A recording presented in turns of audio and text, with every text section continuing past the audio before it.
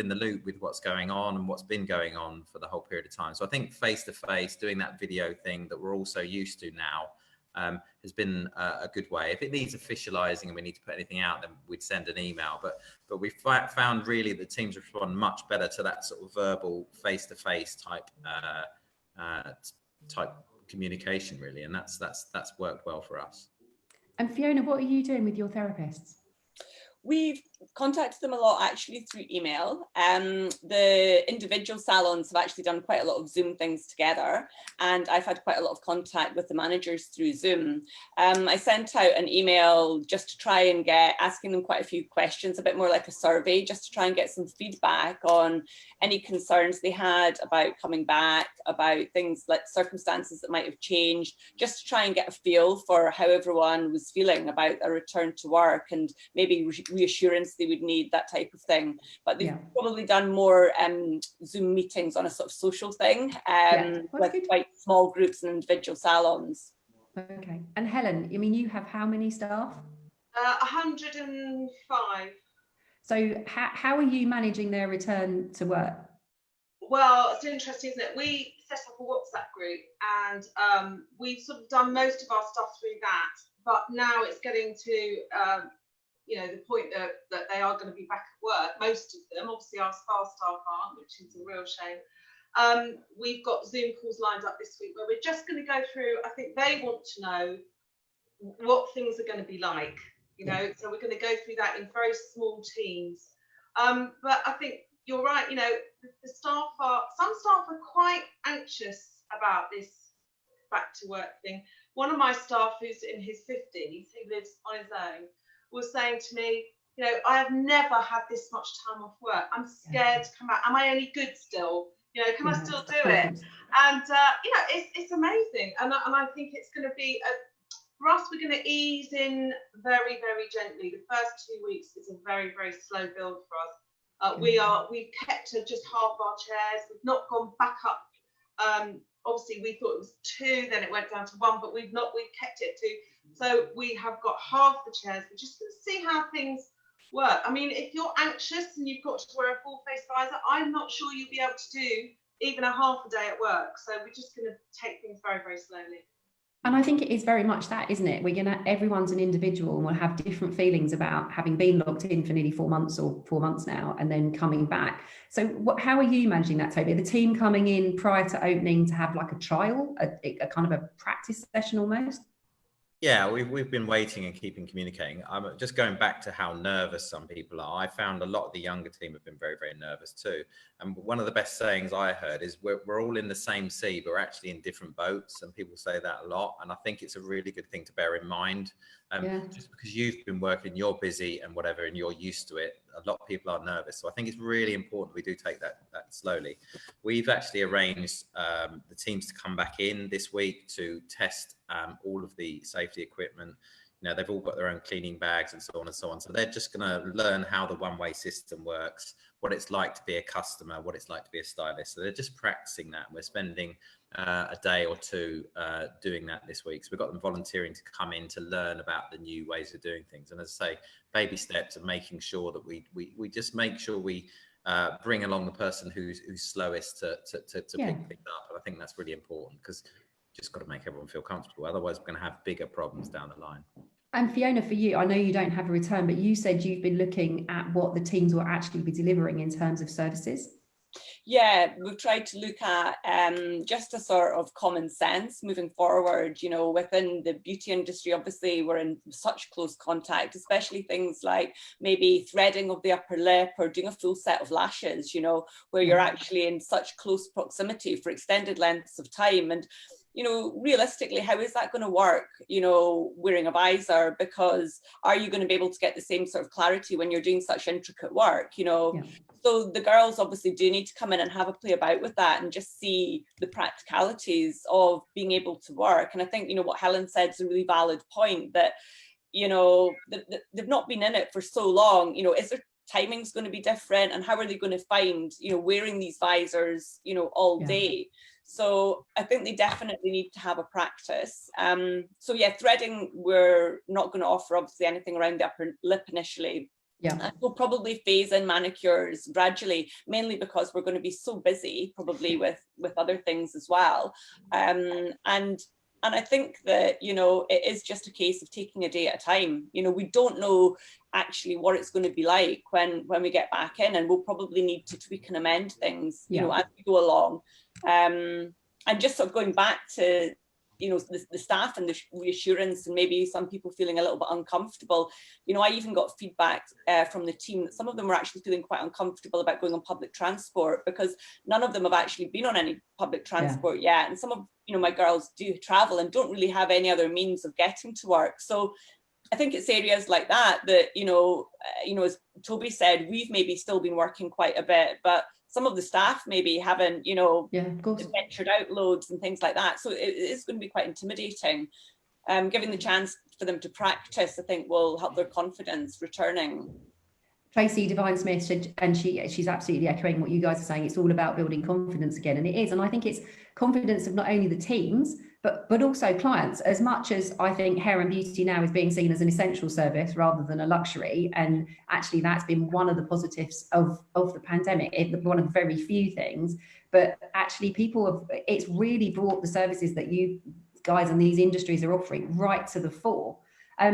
So Toby, I'm going to ask you, you're going on to clients now. I know you've got stuff on your websites about how safety and how you're going to manage that process, but how have you been, so since you've had the open date, your communication with the, and I'm laughing because I know it's been a little bit fraught at times, so communication with customers? Yeah, I mean, I think the one thing we have always tried to do is collect people's email addresses. I think going forward, if we're going to slow down, we're going to reset our businesses, we should be thinking of things in different ways. I do think making sure you've got customer details, and now you have to keep a record. I think thinking about going onto some sort of computer system would be a great idea. So we've put a blog post up, which we've linked to each of our social pages and so on. And we have vast email lists. So we're just keeping people on a weekly basis up to date, what the latest guidelines are and where we are and how to open. Made the grave error of opening my phone lines all at once on Thursday and entirely crashing the system, which was unwise. So if you're going to open your phone lines, if you're going to do those things, I really would think about, and if you can, using either a mobile number or a different incoming number, which you send out in batches to people, so you can manage this and make sure you've done that in a fair way. So whoever had the earliest cancellation, maybe sending it out to those guys first and saying, look, you get the first opportunity, and then we'll be sending these things out. So you can sort of manage things. As I say, we spectacularly failed. So yeah, that's how we've done that. And as I say, you can check that out on our website if you want some ideas around what we've communicated and how we've done so. So yes, interesting times. Helen, you took a different approach because I've seen you a couple of times on the BBC, and I know you had over 1,000 people on your waiting list. So, but stupidly, every time I went on, every time there was a quote in the press about our waiting list, then we had another, load of clients email to say, what waiting list? And then it just went up and up and up. So yeah, we haven't turned our phones on yet. We're turning our phones on this week, but we're trying just to get through emails. We're now, I think Gavin told me at close of business on Friday, on Friday, that we were like 750 appointments into 3,200. Okay, so still a way to go. Long way to go, yeah. But and we're obviously asking people to pay. So it's not just we've got to book them, we've got to then find out what they've done to themselves. And then we've got to decide how much time they need. And then do they need a Zoom call or not? Do we have to consult them via Zoom, depending if they've used a box dial or something? And then they get put through to Julie, who's taken the card thing home so she can collect all the payments. It's complicated. But I don't know, maybe this is the way, maybe this is the new norm. Maybe this is the way things will be. The fact that we've switched to a cloud-based software so we can work from home has been fantastic. And what about you, Fiona? What will you do? I mean, obviously you're not, are you taking bookings yet or not? With a waiting list. So we Right. emailed our clients, obviously, just to update them that while we don't have an actual date, we are putting together a waiting list. So obviously trying to do it in a system that people that originally had appointments that were booked in and missed them because of it, try and reschedule them as a priority, and then looking at just trying to put a waiting list together. Obviously at this stage, I don't really want to open the appointment book when I don't have a date and then just have to reschedule them. But I think that they definitely needed to know, you know, that they were just emailing and asking about waiting lists. So we kind of felt we needed to do that. And it's, you know, they've obviously responded really well. And it's actually quite nice for us because it gives us a boost and something to kind of, you know, work towards as well, which is really nice. And yeah, we're going to send out, I've kind of made up a bit of a brochure magazine actually for both staff and clients that we're going to send out, you know, well in advance, just sort of seeing everything that we're doing, so the clients can just kind of flick through and see everything in detail, and then the same for the staff as well. So in terms of changes you've made to the salon, Helen, you've separated 2 meters apart and you're keeping with that. Are you going to ask clients to wear masks? Are you? Yes, we are. We are going to ask clients to wear masks, and we're going to give them the PPE as they come in. We've had a fight with our landlords about our outside space, which they decided to take away because the restaurants needed it next door, which now leaves us nowhere to do all these guidelines, issue the guidelines and everything else. So we've got our space back. Another fight to have. We've got half our space back. So we're going to stick to that just for 2 weeks, and we're just going to see how things pan out, how these things look. You know, the thing with this whole thing is, for me, it's like trying to drive through thick fog. You can only just see right in front of your nose, and if you try and make any plans, which, you know, for someone like me has been the biggest frustration, not to plan and forecast and everything else. You can't, and you just have to go with the grey. You've got to go with the grey and go with the fog and just accept that you just don't know what the outcomes are going to be. So we'll just do that for the first 2 weeks and then go from there. Toby, you've always your pricing system was quite unique because actually you priced by time rather than by service, didn't you? And have done that in the chapel salons forever. So you'll continue to do that. Yeah, I mean, I think for us, just backing out what Helen said, we've made masks for our team as well, because we don't really want people to throw them away. We are asking our guests to come in. The really important thing is make sure they've got a mask with what goes around the ear, because if it goes around the back of the head, you can't do the service. Just an obvious one. But yeah, in terms of our thing, in terms of putting prices up, that's one of the things that people are going, what are we going to do? Because it is going to take longer. And I think trying to ram customers in is a really bad idea. They're going to feel really uncomfortable, and so are your teams. Yeah. That the system that we've run is booking by time, and now we're just saying to our guests, your stylist has asked for an extra 5 or 10 minutes with you, and what that means is we can automatically, and they understand, charge a little bit more. It doesn't actually make the business any more money because there's only so many hours in the day, but it does give the stylist more time and make you the same amount of money, rather than selling a haircut for a fixed price and then giving away 15 minutes of time to do all these other things. So for us, that's always worked really, really well. So yeah, we'll continue to do that, and we've basically just got the team to go through their whole list, look at how much extra time they need, and then put that in the notes on the system so that we can tell our customers when they book in.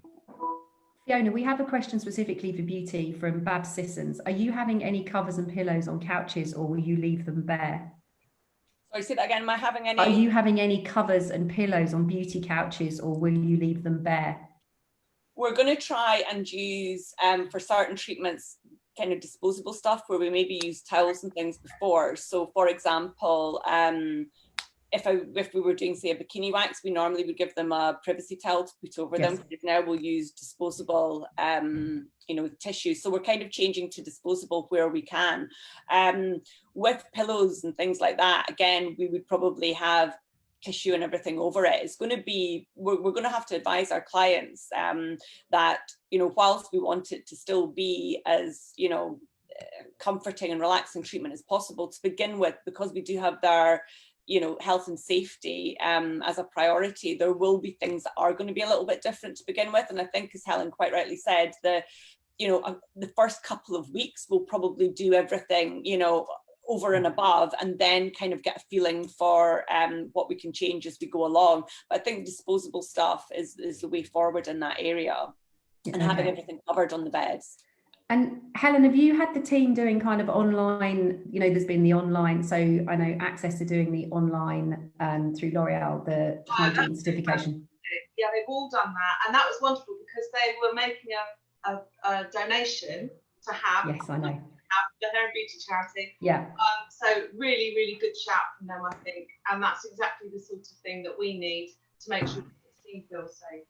But the other thing I want to raise is, you know, we've got to remember, for us, we're losing transient trade, we're losing tourist trade, we're losing spa, so we're going to be 30% down.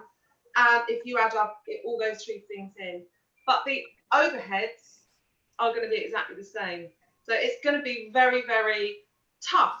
You know, it's going to be really, really tough out there. And London is a bit of a graveyard. I've got to be honest. Nobody around. Are not wanting to come to London. I'm sure that will change. I'm sure once the pubs start and the club, my children are desperate to go to a nightclub. They're going to stay, go to one over there. But you know, maybe that will change. But you know, it's going to be really, really, really tough, I think. It's interesting because Layla Wilby's asking how survive the financial side of the business for the first 2 months. There's loads to pay for. She's also got to pay for childcare. I mean, we have got a session on that at midday today about balancing the books. But any advice from you guys on how you're going to manage that? Because obviously, yes, you're opening, but that means all the bills now need paying. How you're going to manage that process? I wouldn't mind just chiming in just about something that's always been on my high horse, really. It's been about hairdressers and hairdressing and our profession undervaluing itself. And it frustrates me enormously. It frustrates me enormously that salons in the same high street will undercut each other to get new customers when they should just be focusing on the ones they've got. Don't discount what you do. Whatever you do, don't give anything away. Don't feel sorry for people. Don't whatever. Look after yourselves, because if you don't look after yourselves, you can't look after your teams, and you certainly can't look after your customers. So please, please, please reset. Don't discount what you do. See value in it and charge for what you should be doing. That's my first piece of advice about that. And the rest of it, we're all going to have to learn as we go along. But I would really negotiate hard with landlords. They're going to be pushed hard from every direction. I think getting in touch with people, being straight up about things, about bills you can't pay, all of those sorts of things. Just tell people, because they respect you enormously for being straight up. This is going to be tough. Tell them what you can do, not what you can't, and don't bury your head in the sand. Just hit the things head on. And while you've got a week to do that, I would start on that process straight away. So for me, just look after yourselves, don't discount, and also just hit those things head on and talk to people, have the conversations. Gillian Groves has said, has anybody negotiated new rates for rents or been talking to landlords? So you've kind of covered that. Has anybody else had those conversations about rent and business rates? Yeah. Sorry, Fiona, go on. No, I was going to say, I think that what Toby said is true. It is really important to try and negotiate as hard as possible because, you know, in every business, your, you know, rates and rent is such a huge part of your overhead. So I think to try and negotiate that, I mean, obviously, I think it's the same in England. We've got no business rates now until March. In Scotland, I think it's the same in England. So that, you know, is absolutely huge. I'm right in the centre of town and our business rates are, you know, about half our rent, to be honest with you. They're absolutely ridiculous. So not having that is a huge help. And I would like to think that there may be some extensions on that, although nothing's been said, which would be hugely helpful. And I think, just trying to negotiate, you know, especially if you've got multiple sites, you know, with landlords and in this particular environment, hoping that they will look on you, you know, kindly, because ultimately they don't want an empty premises. No one else is going to take it off them if they do go down. So that's no one else. Yeah, exactly. No one else is coming along right now going to say, do you know what? I'll give you your full rent for that premises. It's just not going to happen in this economic climate. So A. Griffiths has asked, are you taking temperatures? We didn't cover that. Are you going to insist on taking Helen, you are. Toby? It's not something I've covered yet. It's not. It's an advisory in the guidelines. We are doing a questionnaire, and we're also saying that we will turn anyone away who appears to have any symptoms. So that's the one thing we are doing. Temperatures is something I'll consider during this week. And what about you, Fiona? Early on, I have to admit, I did order in some, thermometers for taking temperatures, and had every intention of doing that. And I think now, being in Scotland has a lot of disadvantages with opening, at least I am probably going to be able to learn from the experience of, looking at what happens to salons down south, because no doubt they're going to get the go-ahead to open before us. So I've got a lot of great people in Edinburgh, other salon owners that I'm very friendly with, that have got other salons down south that I'm sure will be able to give me a lot of feedback on, how that's working.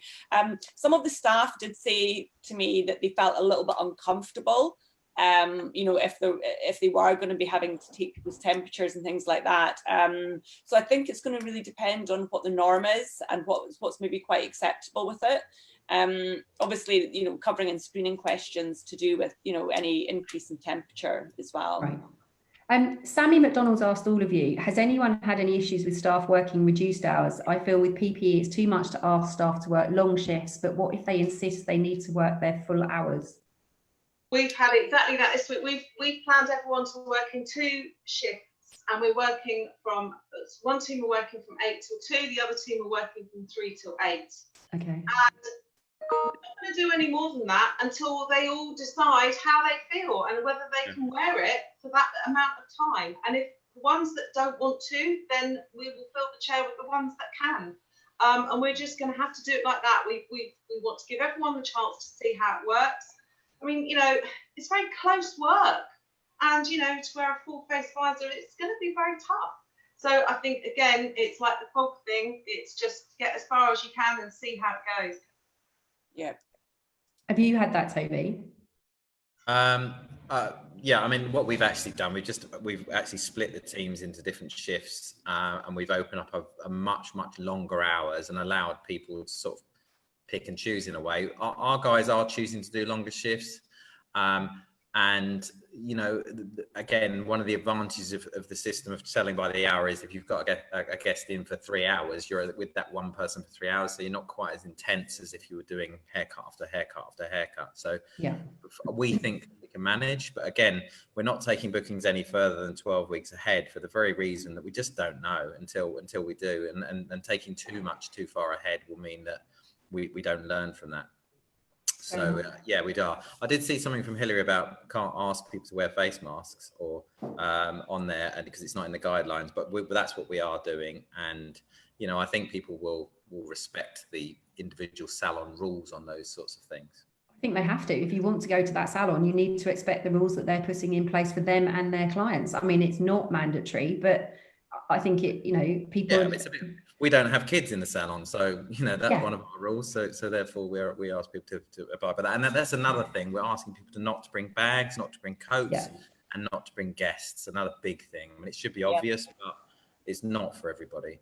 No, I understand. So Arthur Rehoff said he's absolutely agrees. Always add value and don't discount. Added value will be even more critical now, and I think he's right. Beatrice Stotzenberg said she's delighted to see such industry icons on the screen. So I am too. So thank you very much for talking to me this morning. We've had another question here. So Valina Petrova, do we need to wear special types of masks for different treatments? It's visors, isn't it? It's visors for hair and beauty.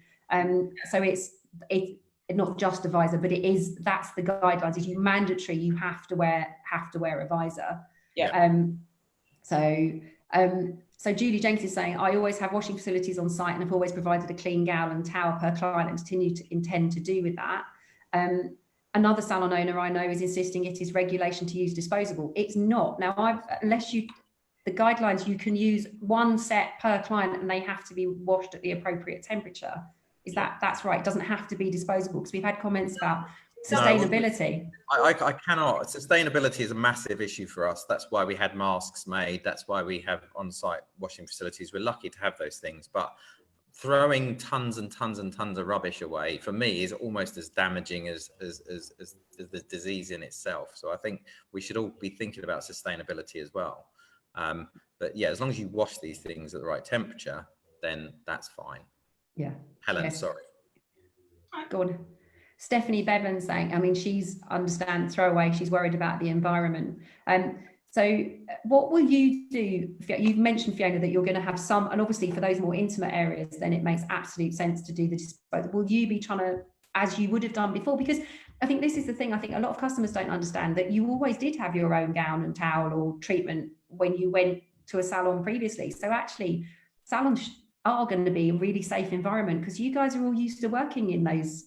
You know, I think that's honestly, Jane, such a valid point, you know, because we are, you know, one of the cleanest, most sterile places to go to. You know, we're sterilizing all our equipment the whole time. We're used to, you know, such high standards of keeping everything so well clean. And, you know, so from that point of view, I think it's actually a really safe environment to be in. Yeah, and I think that just going back to a couple of things that got mentioned about the masks, we will be offering clients masks when they come in. Right. And, you know, I think that we were actually open longer hours already. We do split shifts all the time. So we're open from 7:30 till 10 at night. So we're very lucky that we don't need to change that, in that we've got that sort of long opening hours anyway. And I think that having the treatment rooms, whilst we're kind of unlucky in a lot of ways in beauty, having the treatment rooms is quite good because you've got that enclosed area, and we always had time. We always allow 10 to 15 minutes between every single treatment. We've always done that to clean the room. So the therapist will be doing that anyway. They'll just be sterilizing it, you know, really thoroughly. So I suppose that's one benefit of being in the beauty industry, is that you've got the individual rooms as well. It just becomes like more of a challenge in sort of open areas where we've actually got a brow bar and a manicure bar for the whole of sterilization, making sure that we've got time to wipe down the chairs and, you know, everything, to maybe doing a little bit more than we did before in those areas.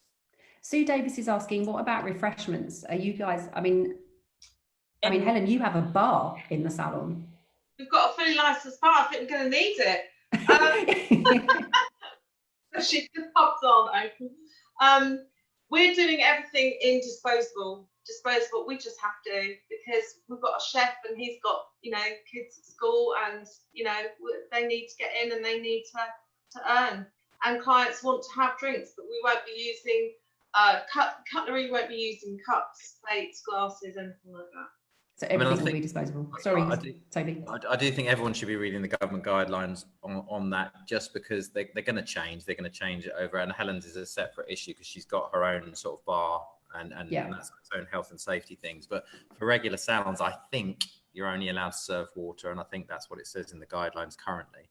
Yeah. As I say, different for Helen because she's got on-site sort of restaurant premises. But so just be careful with that. And have a look at it. And just please, the one thing I'd advise for everybody to do is have a look at the government website. And I think you'll put the link up on Facebook. the links on all our social channels. The close contact guidance is 42 pages of the most, it's not going to make you excited, but please do read it, because then it will give you most of the answers you're looking for.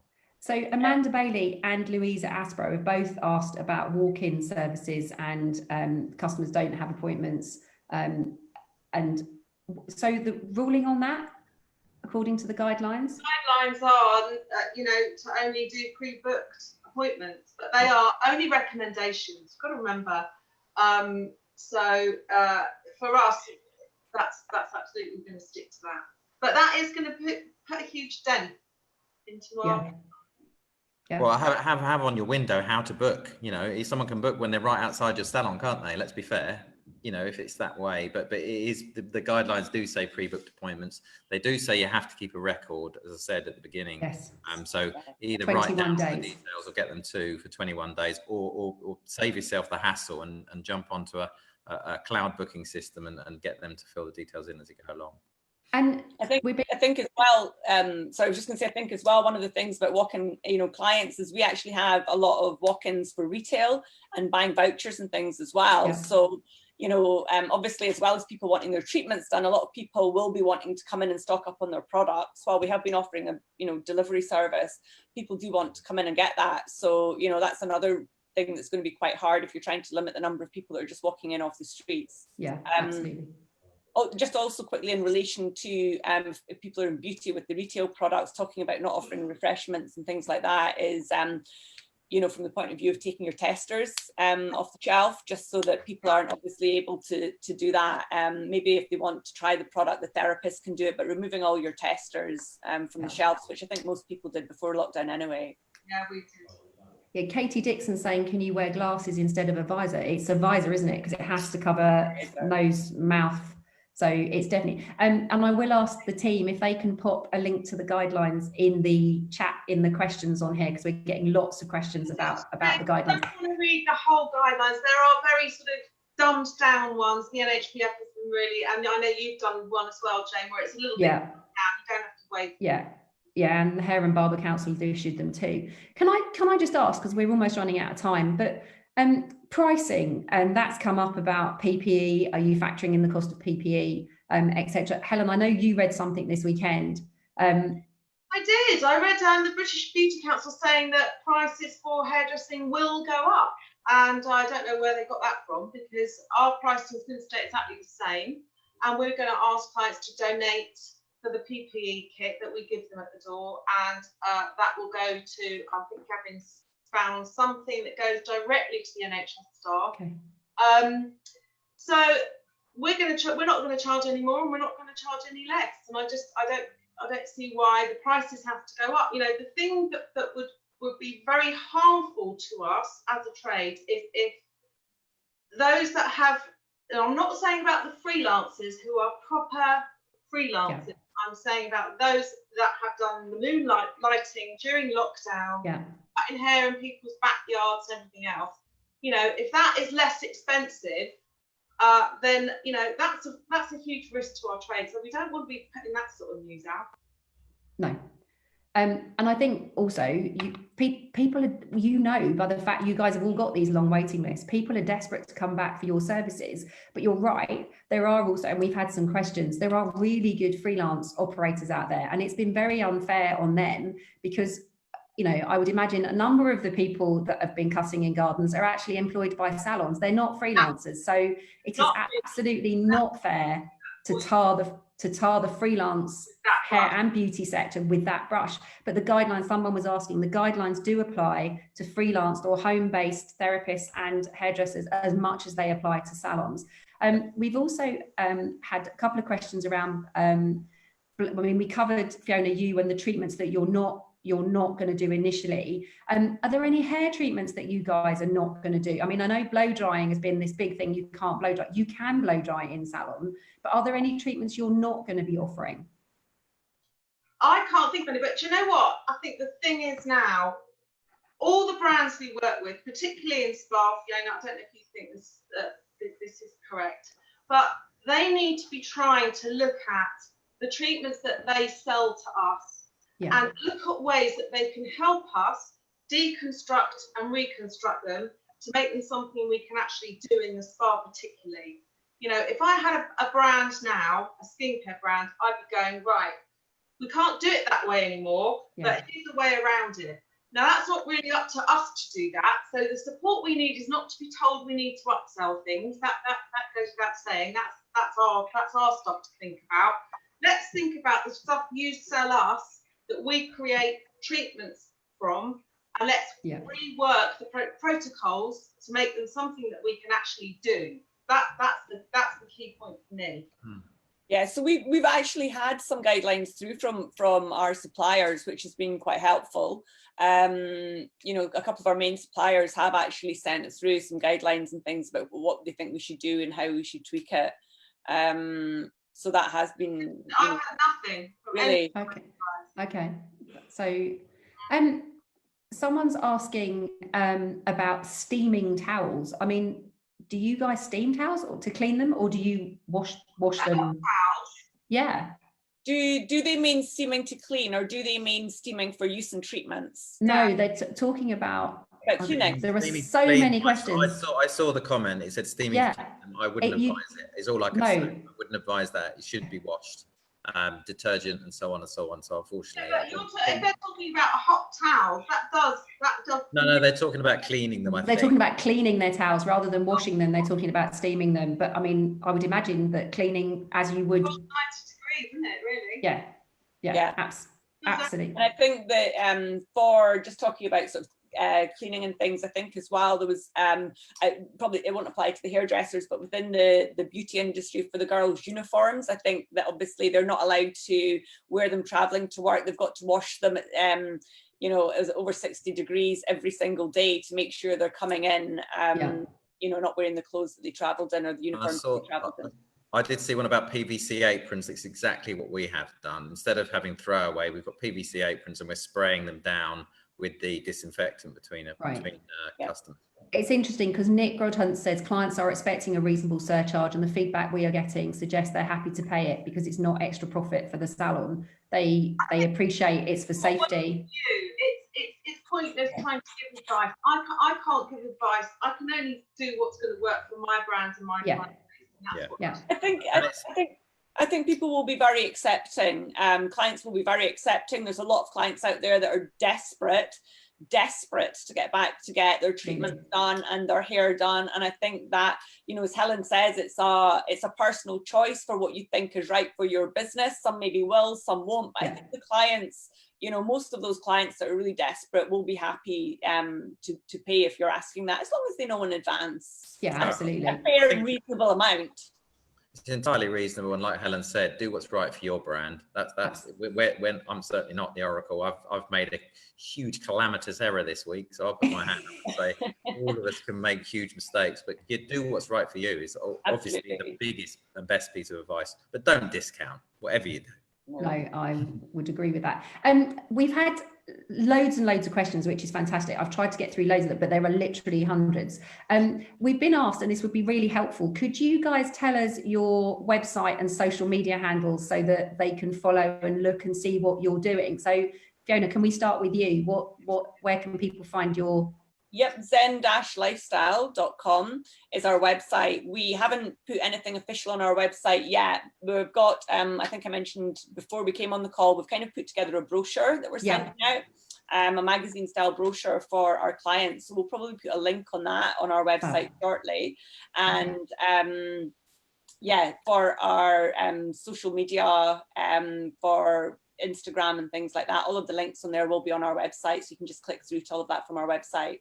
Fab, thank you. Toby? It's thechapel.co.uk, and then if you're going to search for anything, just either search the Chapel hairdressing or the Chapel place. Those will get you through to our social. Okay, thank you. Helen? I was just actually having a look because I thought you were. I was a bit like that with the social media. Sorry guys. Check the website. But my Instagram, probably James will know it better than I do. Helen Ward Limited. Helen Ward Limited. And Helen Ward, richardward.com for the salon. We will put all of those links in the questions. We are massively over time and we could talk all day about this, but on behalf of Hairdresser Journal and Professional Beauty and our supporter L'Oreal Professional Products Division, thank you so much for joining us this morning. I hope the feedback we've had has been really useful for people, so thank you. Good luck to Toby and Helen on the 4th on Saturday, and Fiona will be watching with fingers crossed because we think there's an announcement coming in the next week or so. So good luck with that, and I hope to be able to see you all very, very soon. But thank you so much for your time. Cheers, guys. Bye. Bye. Bye. Bye.